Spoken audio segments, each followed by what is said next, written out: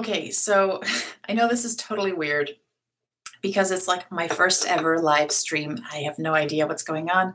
This is just working. There's a button. I pressed it. I'm sorry. Just I do that. So, okay. And if anybody is in this chat and they want to chat about what I want to chat about today, which is the whole idea of short attention spans, which for me is just, my goodness, is it's starting to get a little bit,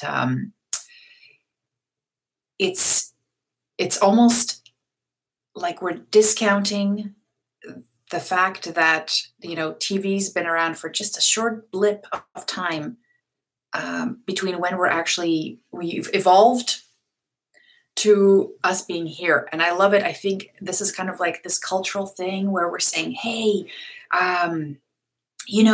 we now have suits. So that means we walk differently, or we now have, TVs. So that means we talk differently to each other. It's like, no, they basically, I disagree. I think all of this, the whole idea that people have shorter attention spans these days has nothing to do with people's attention spans. I think it has a lot to do with the distractions that are there. So it has nothing to do with their capacity to focus, because let me give you some examples. Okay. So, and I mean, there's nobody in here, so nobody's going to like raise their hands or give me hands up, which is kind of sad. I don't even know if this is being recorded, to be honest. But one of the things that I've come across a lot is this idea, and this only comes up in our education kind of piece, right? Where we're told, and let me know in the comments or anything if you've heard this, that whenever you run a webinar, whenever you run any kind of learning online or whatever you're doing, that because people are now these like chatterboxes of like complete unfocus, that every 5 minutes, or now it's even like seconds, we're down to seconds now, you have to like switch it up. Yeah. Hey, are you awake? Hey, are you awake? Like basically that's what we're doing. Or no, that's what we're told we have to do. And I know why we're being told to do this in education, because we put out some boring stuff, right? I mean, we definitely do. Hi, Bert. This is Anna.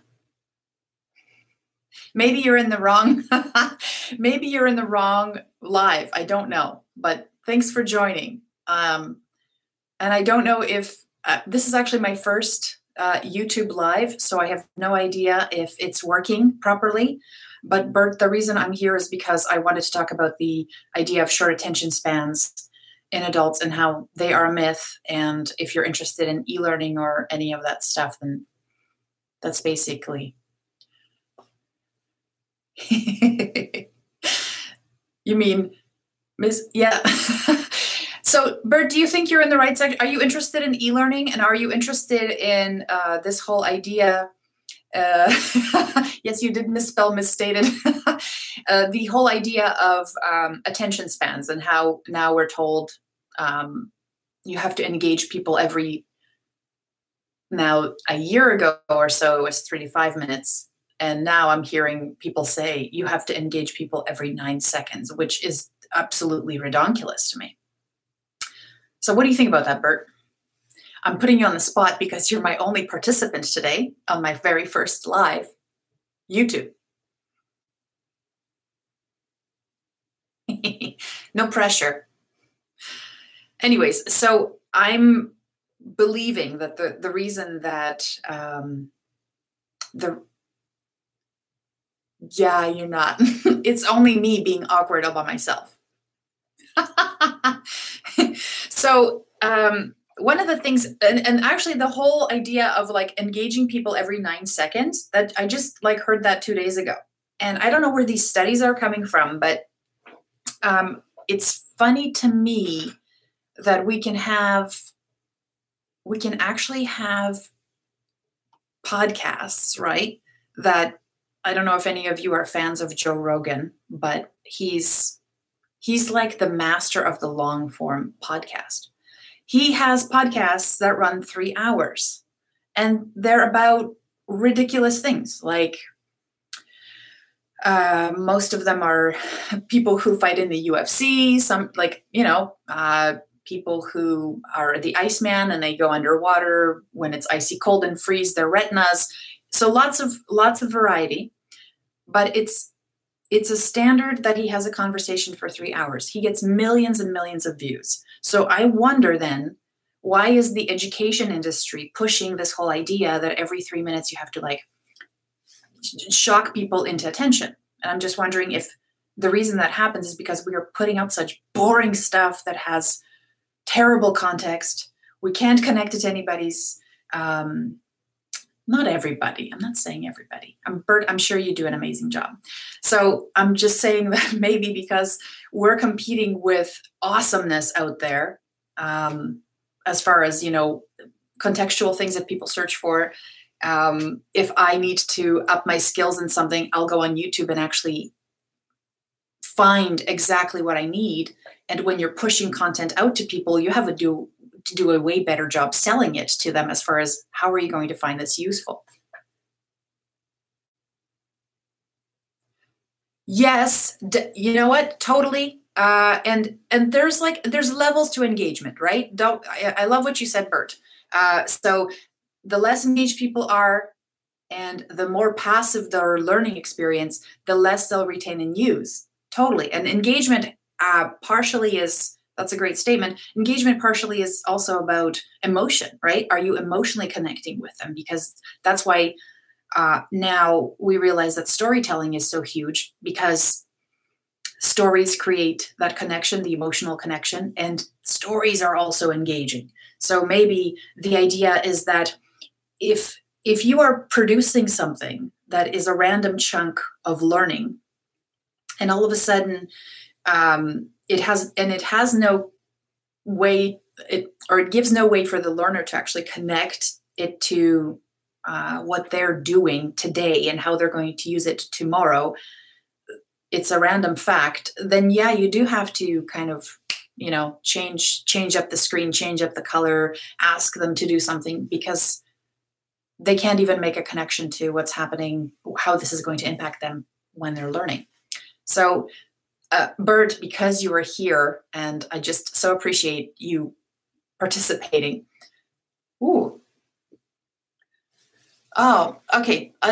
Thanks for, this is great.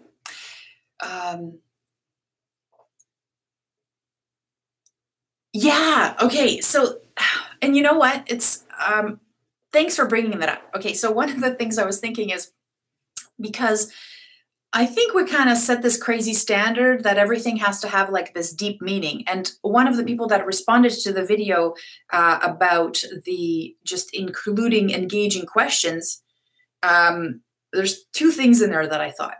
One is that those questions can actually be, well, here it is. She said, I look at those questions and I think I'm going to skip them. So I wouldn't put it in because I personally would just go skip, right? And I was like, yeah, but the problem with that is that we're not our learners. One. And so I think a lot of times we think that we know our learner, or that we are our learner, or that we have the same love of learning that we do, that they have, that there's some sort of like if we put a hidden link to extra information, they'll find it because they're nerdy like us. I think that's not true. I think people are like slammed busy and they're like, I'm giving you my 15 minutes. You better like wow me. Part of it is like, as much as I hate to say it, because I used to be like, no, we have to have standards and all these things. Edutainment is a part of it. Like, you have to engage and entertain people, because you do that up front, right? With some great questions, or making them feel like they have to do something to be a part of your experience. Damn, that's awesome. And then what I was thinking about is actually that question: how do you materialize that question? Like, how do you make it happen? What kind of tools are you using, Bert? Where are you planning to use this question thing?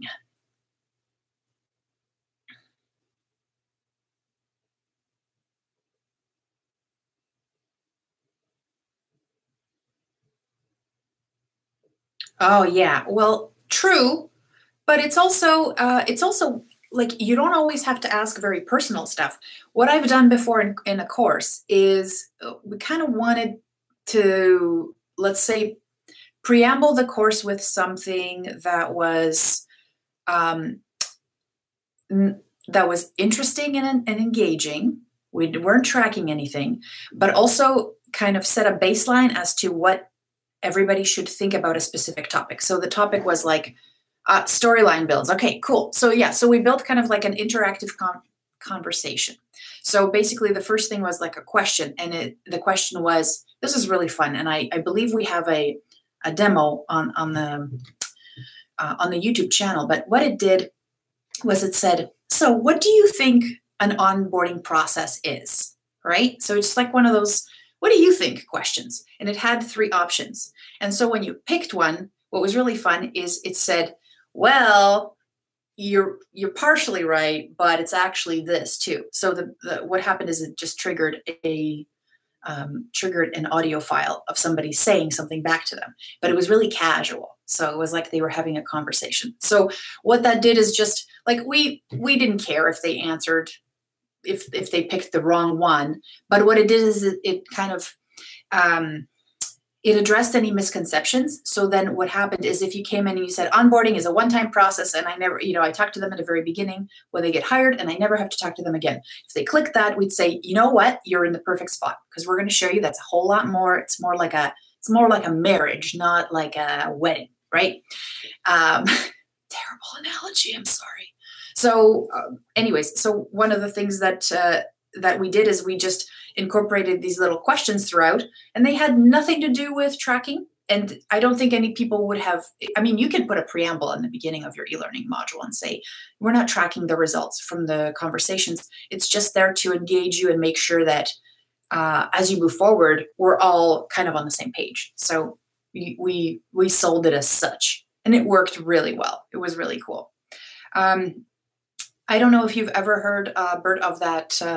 There's a company, uh, and we modeled that conversation after them, and it was after kind of what they set it up. And it's like an insurance company. They also do ads, and what it is their whole platform is just interactive conversations where you pick answers, and based on your answer, there's like a human being that answers that triggers an answer and then helps you like select things. So if you choose something weird, they'll be like, oh, like if let's say we did ask them, hey, how are you feeling today? And if one of the answers is not so good, and I pick that, the answer, the feedback might be, hey, I'm sorry about that. Maybe today is not the best day to do this learning because we are hoping you're going to be like, at least in a good mood because it'll help you remember. So, if you want to come back, it might be best. I'm like, why don't we do that stuff? That might be fun. What kind of exciting topics are you, Bert? You doing your e-learning around, Bert? If you don't want to share, that's totally cool. We can keep you completely confidential.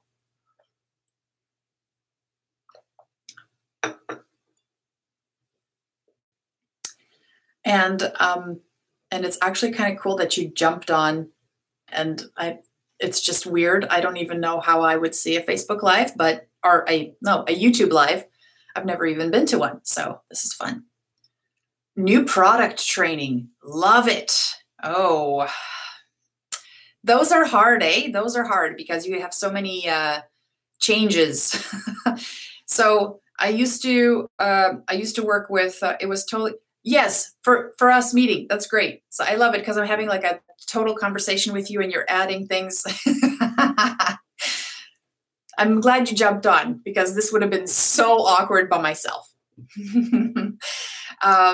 So I used to work with Sony, and they launch like I don't know, like 90 new products every quarter. So their e-learning product training was really intense. And there's a lot of it. So I understand you. I feel you, my friend. Yeah. So anything else you want to discuss? Because I'm here, and then I'm just gonna go and have some more tea.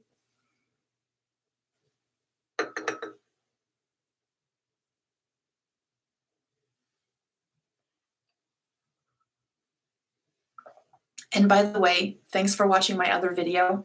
It came out really like poo-poo quality, but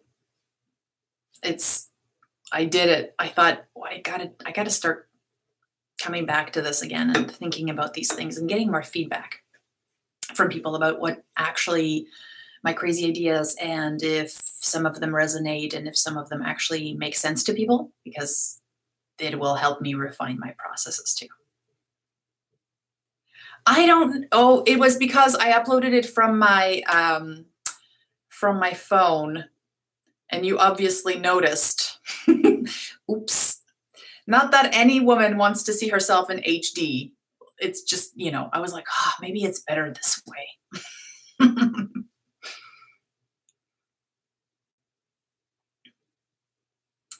I think next time, Bert, you should jump on the camera, if that's even possible. I wonder if I can do stuff. Yes, I can. Ah, this is great.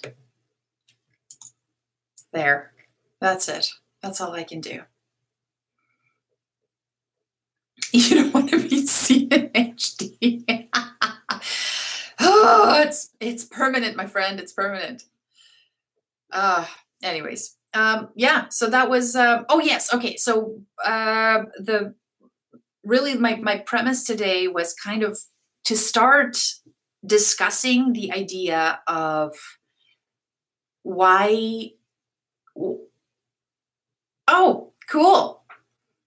Well, we're on the same continent. That's awesome.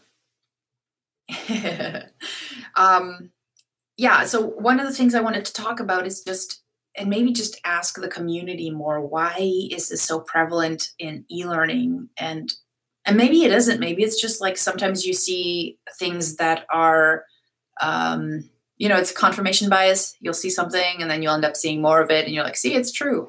So that idea of the short attention spans, I think it's bogus. I think it's because we're putting out stuff that's boring or not connected and not engaging, and there's no story, there's no connection, and people are tuning out because they can. I worked with novice electrical students, and these guys are like just like 18 years old. They want to get a job and they're working at the college. And like their pastimes is gaming and all that kind of guy stuff, right? They would be distracted, whatever, rowdy. But then when it came down to actually working on projects, like they would actually have like a electrical board and they would be fixing something. It would be probably like 3 hours of intense focus. Nobody's looking at their phone. They're just like in the zone. And I'm looking at these guys, they're like the epitome of like what we call the distracted millennial. That's what they should be, but they're not. Like they're just, this is their thing. They're into it. And so I think that's why when people say, oh, it's 9 seconds, I doubt it. I think it's just depends on, are you into it? Are you into the context? Is it interesting? Do you find it interesting? And so everything else is a lie. It's a lie. So new product training, does that mean younger audiences, older audiences, mix? Mix is hard.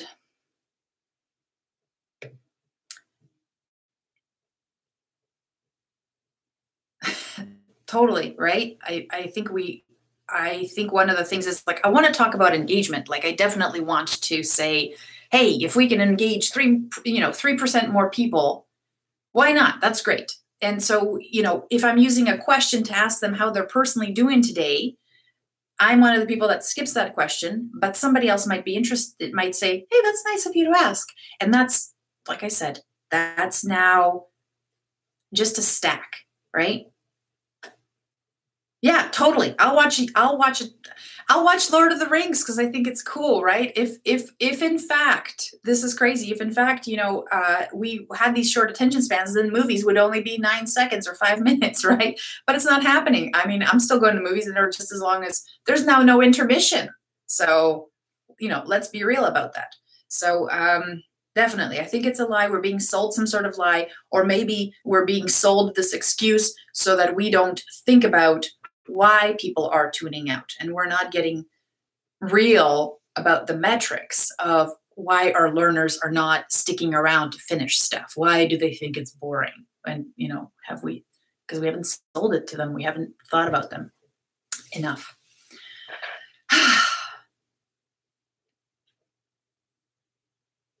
Okay. Shape of water. The shape of water.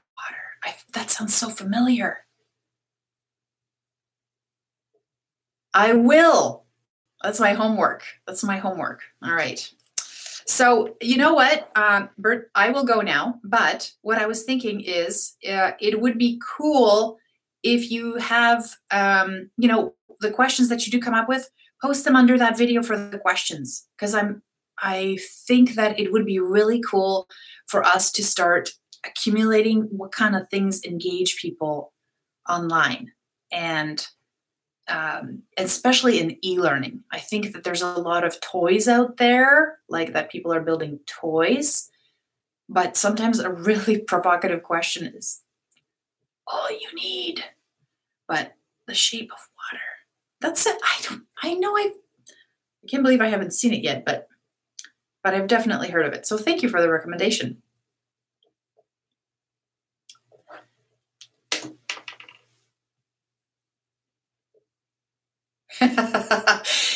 That's no problem. I will now take off, my friend. I just wanted to thank you for being here. This is so cool, and being a part of my first ever Facebook. No, not Facebook. They're going to ban this because I said Facebook like twice, now 3 times. Maybe I'll see you next time. I don't know. Maybe I'll be running more of these, so that'll be awesome. And good luck to you. I'm going to send you an emoji just because this one's the best.